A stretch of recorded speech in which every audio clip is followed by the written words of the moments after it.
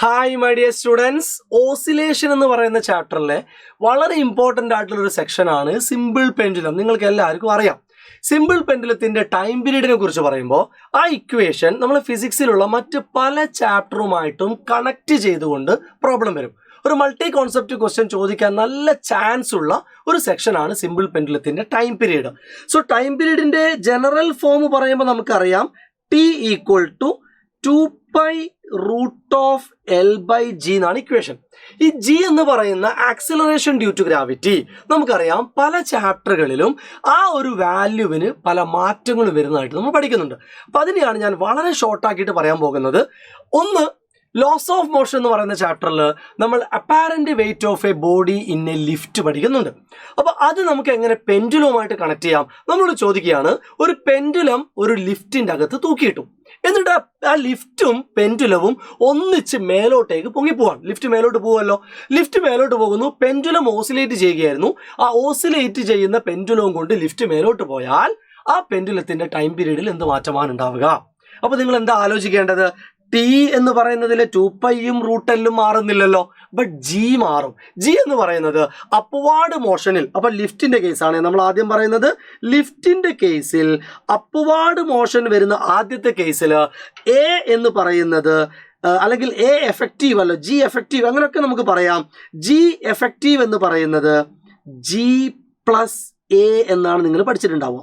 അതായത് നമ്മുടെ നോർമലി ഉള്ള ആക്സലറേഷൻ ഡ്യൂ ടു ഗ്രാവിറ്റിയുടെ കൂടെ ആ ലിഫ്റ്റ് പോകുന്ന ആക്സലറേഷൻ കൂടെ പ്ലസ് ചെയ്യണം. അപ്പോൾ ടൈം പീരീഡിന്റെ ഫോർമുലയിൽ ഇവിടെ നിങ്ങൾക്ക് ഇനി ജി എന്ന് മാത്രം കൊടുത്താൽ പോരാ, നിങ്ങൾ അവിടെ എന്ത് കൊടുക്കണം? G+A കൊടുക്കണം. ഇനി നേരെ ലിഫ്റ്റ് ഡൗൺവേർഡ് ആണ് പോകുന്നതെങ്കിലോ, ലിഫ്റ്റ് ഡൗൺവേർഡ് ആണെങ്കിൽ ഇത് G-A ആകും. അപ്പൊ രണ്ടാമത്തെ കേസ് ഞാൻ എഴുതേണ്ട കാര്യമില്ലല്ലോ. ലിഫ്റ്റ് ഡൗൺവേർഡ് ആണെങ്കിൽ അത് G-A.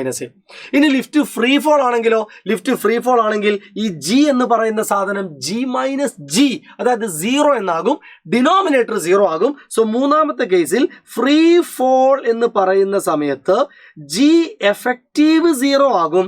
അതുകൊണ്ട് ടൈം പീരീഡ് ഇൻഫിനിറ്റി ആയി മാറും. ബിക്കോസ് ഡിനോമിനേറ്ററിലല്ലേ 0 വരുന്നത്. സോ ആ വാല്യൂ ഇൻഫിനിറ്റി ആയിട്ട് മാറും. ഇങ്ങനെ നമുക്ക് ഒരു പോയിന്റ് അവിടെ നോക്കാം. അടുത്തത് ഗ്രാവിറ്റേഷൻ എന്ന് പറയുന്ന ചാപ്റ്ററിൽ നിങ്ങൾ ജിയുടെ വേരിയേഷൻ 4 സിറ്റുവേഷൻ ആയിട്ട് പഠിച്ചിട്ടുണ്ട്. ഒന്ന് എർത്തിന്റെ ഷേപ്പ് കൊണ്ട്, മറ്റൊന്ന് ഹൈറ്റ് കൊണ്ട്, ഡെപ്ത് കൊണ്ട്, മറ്റൊന്ന് സാറ്റലൈറ്റിന്റെ അകത്തൊക്കെ ഉണ്ടാകുന്ന വെയ്റ്റ്ലെസ്നെസ്. ഇവിടെയൊക്കെ ജി അല്ലേ മക്കളെ മാറുന്നത്? അവിടെയൊക്കെ ജി കുറയുകയല്ലേ ചെയ്യുക? ഹൈറ്റിലോട്ട് പോയാൽ, ഡെപ്തിലോട്ട് പോയാൽ എവിടെയൊക്കെ ജി കുറയുന്നുണ്ടോ, ജി കുറയുന്നിടത്തൊക്കെ ടൈം പീരീഡ് കൂടും. ഇനി മറ്റൊരു പോയിന്റ് എന്ന് പറയുന്നത് ഫ്ലൂയിഡ്. അപ്പൊ ഞാൻ ഇവിടെ ഒന്ന് എഴുതാം. ഗ്രാവിറ്റേഷനിലെ പോയിന്റുകൾ നിങ്ങളൊന്ന് നോട്ട് ചെയ്ത് നോക്കണേ. ഗ്രാവിറ്റേഷൻ ജിയിൽ എന്തൊക്കെ മാറ്റങ്ങൾ വരുന്നോ അത് ടൈം പീരീഡിനെ ബാധിച്ചേക്കാം. ഇനി ഫ്ലൂയിഡ് എന്ന് പറയുന്ന ചാപ്റ്ററിൽ നിങ്ങൾ ആർക്കിമിഡീസ് പ്രിൻസിപ്പിൾ പഠിക്കുന്നില്ലേ, ബോയൻസി പഠിക്കുന്നില്ലേ? ഒരു ബോഡിയെ നമ്മൾ ലിക്വിഡിന്റെ അകത്തേക്ക് ഇട്ടാൽ അപ്ത്രസ്റ്റ് ഉണ്ടാകുമെന്നും ആ ബോഡിയുടെ വെയിറ്റിൽ ഒരു കുറവുണ്ടാകും എന്നും പഠിച്ചിട്ടില്ലേ? അതും ജിയെ ആക്ച്വലി ബാധിക്കുന്നത്. അപ്പോൾ ഒരു പെൻഡുലം ആദ്യം നമ്മൾ എയറിൽ ഇങ്ങനെ ഓസിലേറ്റ് ചെയ്ത് നോക്കുക. ആ പെൻഡുലത്തിന്റെ ഒരു ലിക്വിഡിന്റെ അകത്ത് ഇട്ടിട്ട് ലിക്വിഡിന്റെ അകത്ത് ഓസിലേറ്റ് ചെയ്യാം. അപ്പൊ ചോദിക്കും, ലിക്വിഡിന്റെ അകത്ത് ഓസിലേറ്റ് ചെയ്യുമ്പോൾ ടൈം പീരീഡിൽ എന്ത് മാറ്റം ഉണ്ടാവുക? ഇതേ ഫോർമുല തന്നെ ജിയിൽ നിങ്ങൾ എന്ത് കൊടുക്കണം? ജി എഫക്റ്റീവ് കൊടുക്കണം. അവിടെ ജി എഫക്റ്റീവ് നമ്മൾ പഠിച്ചിരിക്കുന്നത് G×1 - σ/ρ എന്ന. സിഗ്മ എന്ന് പറഞ്ഞാൽ ഡെൻസിറ്റി ഓഫ് ലിക്വിഡ് ആണ്, റോ എന്ന് പറഞ്ഞാൽ ഡെൻസിറ്റി ഓഫ് ബോഡിയുമാണ്. അത് ഉപയോഗിച്ച് നിങ്ങൾക്ക് G' കണ്ടുപിടിക്കാം. അത് ഉപയോഗിച്ച് നിങ്ങൾക്ക് ടൈം പീരീഡും കാണാൻ പറ്റും. അപ്പൊ ഇങ്ങനെ ടൈം പീരീഡ് പലതിലേക്കും കണക്റ്റഡ് ആണ്. ഇതിൽ പലപ്പോഴും ക്വസ്റ്റ്യൻസ് ചോദിച്ചിട്ടുണ്ട്. ഈ ടോപ്പിക് നിങ്ങൾ നോക്കി വെക്കണം. സോ മറ്റൊരു വീഡിയോ ആയിട്ട് നമുക്ക് വീണ്ടും കാണാം. Bye bye.